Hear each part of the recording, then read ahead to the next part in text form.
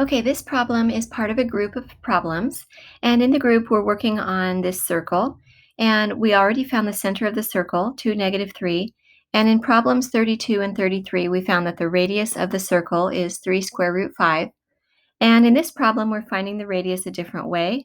We're going to find the length of the diameter, and then we're going to take half of it to give us the radius.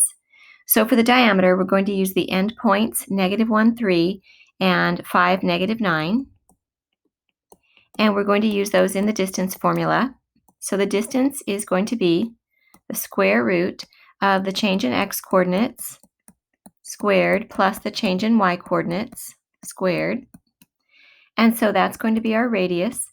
The change in x coordinates is going to be -1 minus 5. We square that. And the change in y coordinates is going to be -9 minus 3, and we square that.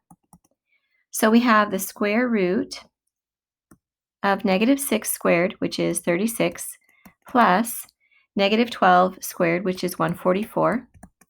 So we have the square root of 180. And we do have some perfect squares that divide into 180. So 36 would be the largest perfect square that divides into 180. So we get 6 square root 5 as the diameter. I should have put diameter back here, not radius. I'll change that. Okay, the diameter is 6 square root 5. Half of that is going to be the radius. So half of 6 square root 5 is 3 square root 5. So once again, we find that the radius is 3 square root 5.